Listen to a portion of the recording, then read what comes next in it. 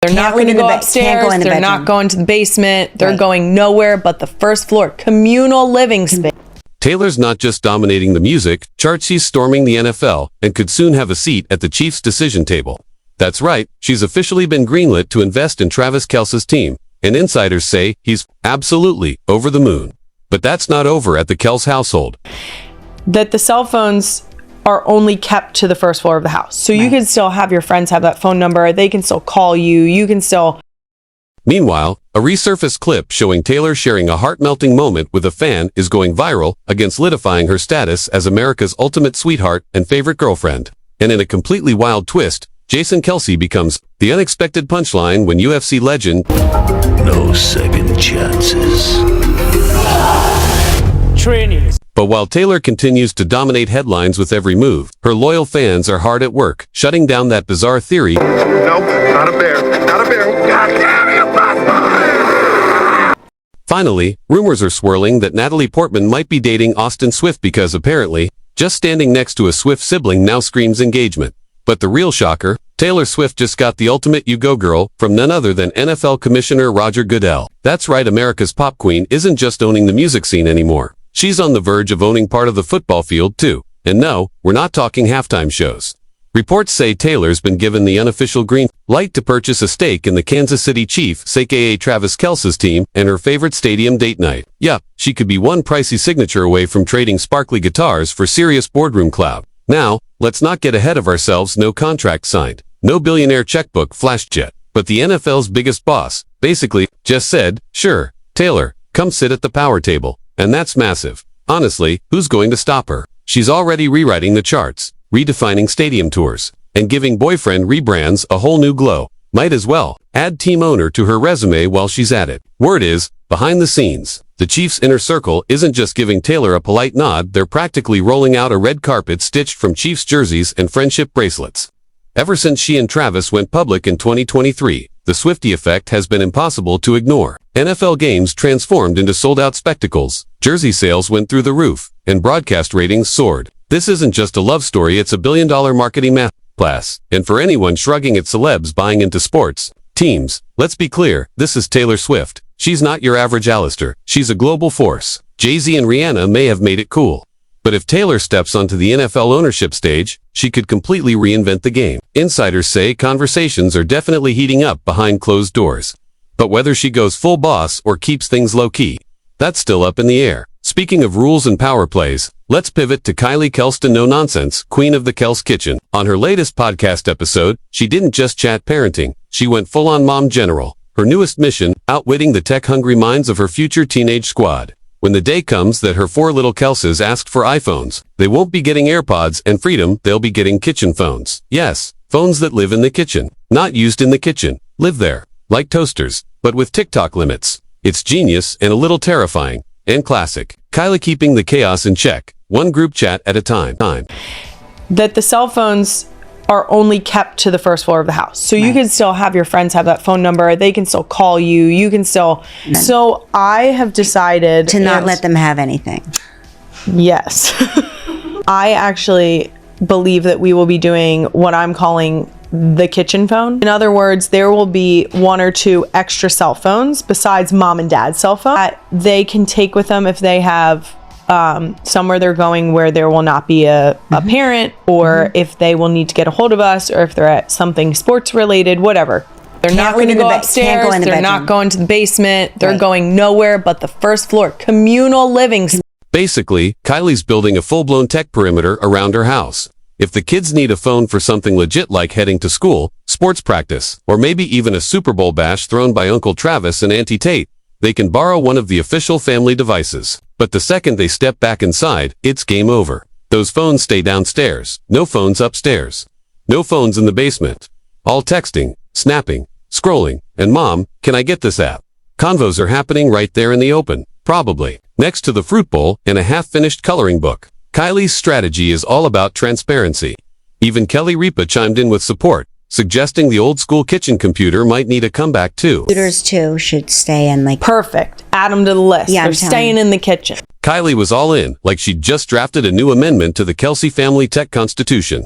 You can practically see the no screens past this point signs in Comic Sans. lovingly taped to the banister. But if you think that's the only rule in her playbook, think again. Kylie's also keeping a tight grip on what shows are allowed on the family screen time roster. Her personal blacklist, brutal. Cocomelon is officially cancelled. Blippi, not happening. And Teletubbies, exiled. Apparently, little Ellie finds those screen-bellied creatures more terrifying than enturtling total nightmare material in her book. The last category, no offense, but it's banned from my house. Okay, number 1, Cocomelon. No. Aggressively no. It is not good. Sorry, Cocomelon. No, I'm not. You're not allowed in my house. Blippi. Blippi is weird to me.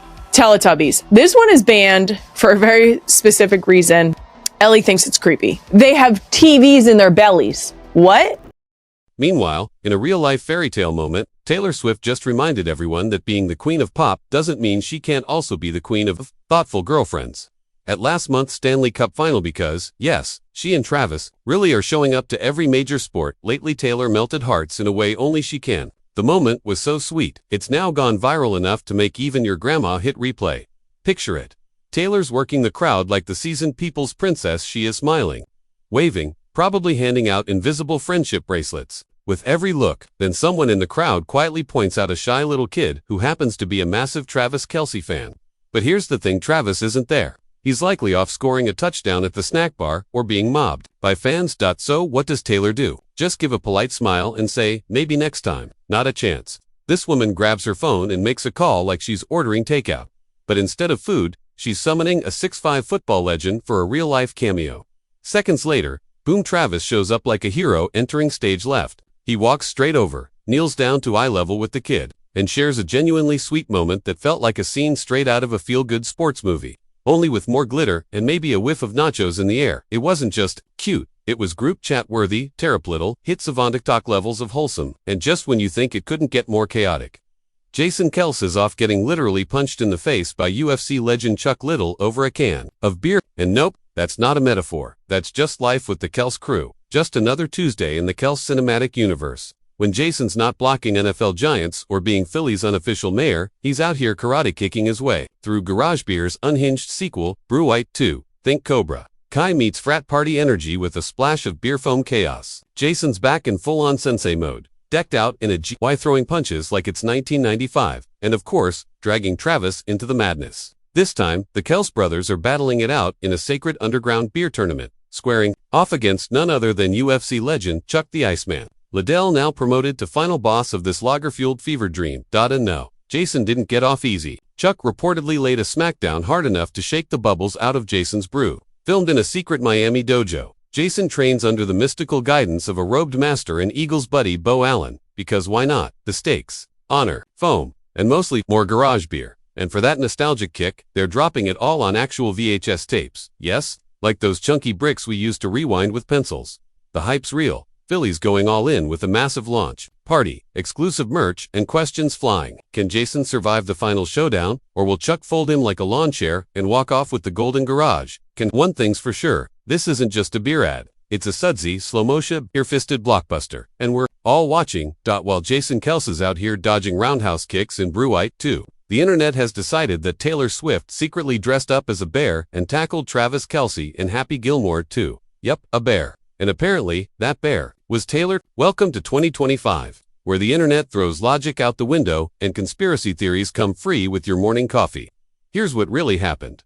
Travis made a hilarious cameo in Happy Gilmore 2, and in true Kelce fashion, it involved him getting flattened by a giant bear. The scene was pure chaos, something straight out of a WWE fever dream mixed with fruit roll-up energy. But of course, the internet took one look at that bear suit and screamed, "That's Taylor," because why not? Forget facts, this is the age of viral nonsense. And fans, they're eating it up like popcorn at a midnight movie. No, not a bear. Not a bear. God damn you, bastard! Netflix decided to stir the pot with a behind-the-scenes clip, and it didn't take long for chaos to follow. A fan jokingly commented that the bear in Happy Gilmore 2 had to be Taylor Swift in disguise. Netflix, being the king of trolling, dropped a simple pair of eyes, emoji, and boom. The internet exploded like Taylor had just made her Marvel debut as Bear Woman. Within hours, blogs were writing think pieces, timelines were being dissected, and Swifties were sharpening their digital pitchforks, but not at Taylor. Nope, they came for the nonsense. Comment after comment was filled with sarcastic claps and classic side-eyes. Nobody thought this was real. Fans insisted. Taylor, in a bear suit. Please. The whole theory. Less Easter egg, more caffeine. Fanfiction gone rogue. People questioned if these so-called believers were real or just figments of some blogger's overworked imagination. It was peak Swiftie chaos. The kind where you start wondering if the call really is coming from inside the fandom. And just when we thought the rumor mill had spun itself out, in came the next internet fever dream. Natalie Portman is dating Taylor Swift's brother, Austin. Yep, according to online sleuths, the Oscar-winning genius actress, fresh from a split, is allegedly rebounding with the guy who co-produced the I Bet You Think About Me video. They were spotted in Tribeca, chatting, vibing, probably ranking Taylor's best albums or swapping pancake recipes, because 2025, and nothing surprises the internet anymore. A couple of blurry pics hit the internet and boom, everyone collectively decided Natalie Portman had found her next Hollywood heartthrob, and apparently, it's none other than Austin Swiftiest, Taylor's younger brother. The guy who looks like he reads poetry at indie film festivals and orders oat milk lattes with existential dread. Forget that they weren't even alone though. They were surrounded by other people, clearly part of a group hang that probably got misfiled in someone's calendar app. It gave less romantic stroll and more accidental run-in after brunch with music. Now Natalie's fully living her post-divorce. Glopiera casually smoking outside bars with Paul Mescal like she's auditioning for a brooding European drama. And allegedly getting linked to every guy with a beard, a playlist, and a college degree. Like somehow, she's crafting her next love life off a Pinterest board called Smart Hot Men and Vaguely Artistic Energy. And somewhere in that chaotic mix, the internet just tossed Austin Swift in there like, sure, why not? Because in 2025, all it takes is being within 5 feet of a Swift sibling and you're suddenly trending as their secret soulmate. Honestly, breathe in the same room as one and you're next up on Doomway. And with that, we wrap another chapter in the internet's fanfiction turn fact saga. Until next time, folks, stay weird, stay curious, and maybe don't believe everything you read on the timeline.